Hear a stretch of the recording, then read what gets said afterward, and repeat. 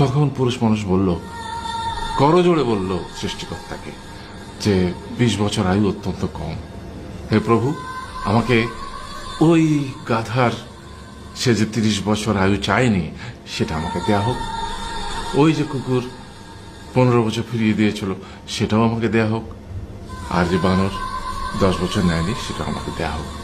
20 বছর অত্যন্ত কম, আমি দীর্ঘদিন বাঁচতে চাই। সৃষ্টিকর্তা সেটাও মঞ্জুর করলেন। তারপর কি হলো?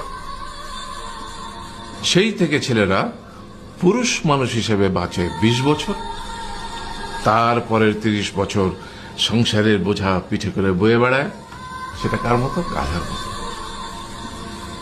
তারপরের 15 বছর সে তার ছেলে মেয়েরা যা দেয় সেই রকম ঠিক কুকুরের মতো উচ্ছিষ্ট খেয়ে বাঁচে।